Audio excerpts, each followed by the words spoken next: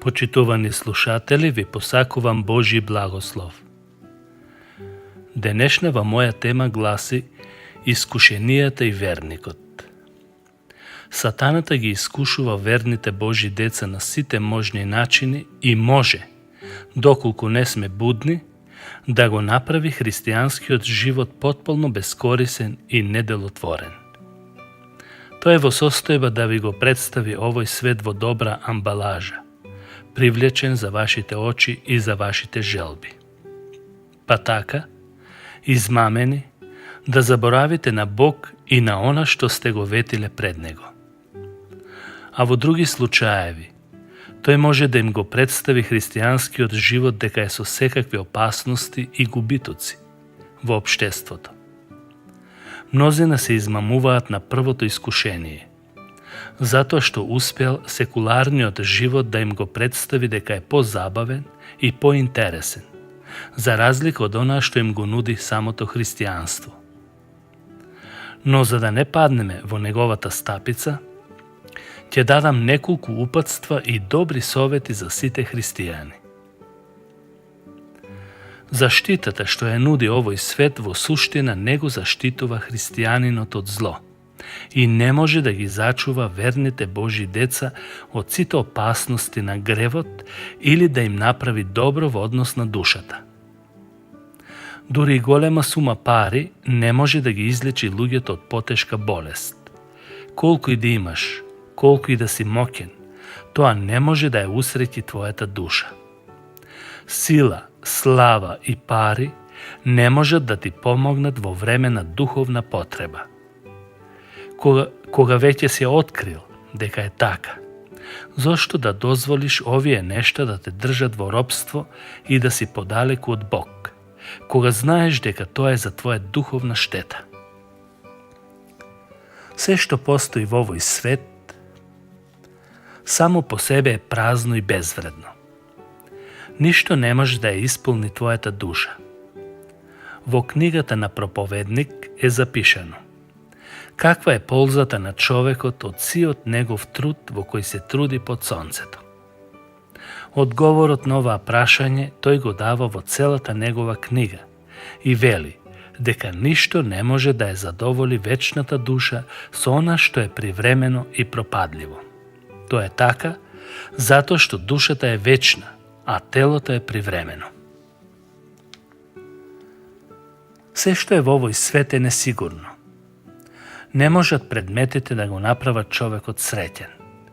Павле, апостол Павле, ги советува богатите да не се надеваат на богатството, со зборовите: тие што имаат богатство на овој свет, заповеда им да не се гордеат, ниту пак да се надеваат во него, туку во Бог, кој на сите им дава се што е потребно.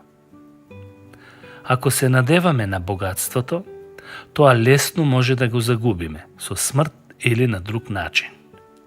Тоа нема можност да му го спаси животот од вечна смрт на оној кој го поседува. Се што е привлечно на овој свет, иако не изгледа дека е опасно, сепак може да биде штетно за нашата душа, затоа што сме наклонети лесно да грешиме кога имаме изобилен живот. Например, израелците на почетокот се радуваа за својата слобода, но кога се нахранија и кога Бог им даде доволно се за нивно уживање, тие го отфрлија и се побунија против него. Тоа е таа опасност, кога ќе бидеш во се задоволен од овој свет и кога како грешник ќе почнеш да се одвраќаш од Бог. Тоа не мора да биде класично бегство од Бог, туку занемарување и отфрлање на Божите вредности во замена за се што е грешно во овој свет. Библијата учи дека верните Божи деца треба да ги држат вечните вредности и да се стремат кон нив со цела душа и со цело срце. Луѓето во Стариот Завет копнеа со вера во Бог за вечната и подобра татковина, небото. Тие ја посакуваа небесната земја и не се надеваа на атрактивноста и на она што можат да го постигнат во овој свет. На ист начин, такви треба да бидат и денешните христијани, доколку сакат да му угодат на Бог кој ги љуби. Тогаш ќе имаат радост, мир и ќе ја очекуваат својата небесна круна на праведноста. Вистинската среќа не се наоѓа во овој свет. Таа зависи само од Бог и од ништо друго. Да го познаваш Бог е најдобрата привилегија што ја имаш во овој живот. Таа привилегија не е заменлива со ништо.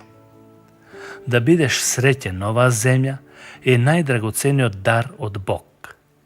Иако живееме во долината на солзите, пак можеме да уживаме во среќа со Бог преку Духот. Среќата на верните Божји деца е од духовна природа, бидејќи Бог им даде вечен живот и им ги прости сите гревови. Човечката душа и секој човек е многу повреден од вредностите на овој свет. Кога верните Божји деца ги сакаат повеќе предметите, материјалното, тоа значи дека не се вреднуваат доволно самите себе. Човекот е создаден за многу повредни корисни работи, а не само за она што е милливо. Секој човек е создаден да има комуникација со Бог и да го запознае како негов татко, да се радуваат со него и да ја очекуваат вечноста. Затоа, верните Божји деца не треба да потпаѓаат на искушението дека земната среќа е поважна од небесната. Сатаната, непријателот на Божите деца, сака да ги исплаши верните, дека ако му се предадат целосно на Бог, ќе имаат неволи и постојано ќе бидат искушувани и несрекни. Таа негова тактика е со цел да ја уплаши нивната совест, дека служењето на Бог е ризик за тебе, за семејството и за децата. Не паѓај на тоа искушение. Какво и да е искушението, треба да се има предвид дека ништо не може да му наштети на верникот кога е во Божја близина, кога гревот му е простен и се радува во Светиот Дух имајќи мирна совест.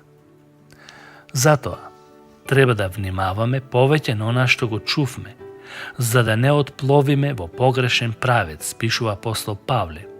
Зашто ако зборот изговорен преку ангелите се покажа цврст и ако секој престап и секоја непослушност прими праведна отплата, како ќе избегаме ние ако занемариме толково големо спасение, кое почна со Господовото проповедање, а кое е потврдено на нас од оние кои го чуле, откако Бог го посведочи со знаци, со чуда, со разни сили и со раздавање на Светиот Дух според својата волја. Ова е запишано во Евреите, 2 глава, од 1 до 4 стих. Но треба да се има предвид следново. Искушението само по себе не е грев, но може да вовлече во грев. Рибарот употребува црв како мамец за фаќање риба. На ист начин и ѓаволот употребува некој привлечен мамец од овој свет за да те наведе да сгрешиш против Бог. Пример во Библијата. Кога ѓаволот го искушуваше Христос, тој му ги понуди сите царства на светот како мамец. А потоа ѓаволот го одведе на многу висока планина и му ги покажа на Исус сите царства на светот и нивната слава. И му рече: сето тоа ќе ти го дадам тебе, ако паднеш ничкум и ми се поклониш. Евангелие според Матеј, 4 глава, 8 стих. Потоа друг пример. Една слугинка на многу ефикасен начин го искуша Петар да се откаже од својот Господ. А Петар седеше надвор во дворот. И ете, дојде една слугинка кај него и му рече: и ти беше со галилеецот Исус. А тој се одрече пред сите и рече: не знам зашто зборуваш. Евангелие според Матеј, 26 глава, 69 и 70 стих. Светот и се што постои во него вклучувајќи ги и собствените страсти и желби, се постојан извор на искушение за тебе и за мене. Зато апостол Јаков пишува: ниту еден кога е искушуван да не каже Бог ме искушува. Бог не се искушува од зло и тој никого не искушува. Туку, секого го искушува неговата собствена страст или желба, која го влече и мами. Потоа страста зачнува и раѓа грев, а кога гревот ќе се развие и изврши, раѓа смрт. Писмо од Јаков, 1 глава, 13 до 15 стих. Но апостол Павле победнички ќе рече: но во се оваа победуваме надмокино преку оној кој не возлюби. Писмо до Римјаните, 8 глава, 37 стих. Божи благослов, почитувани слушатели. Амин.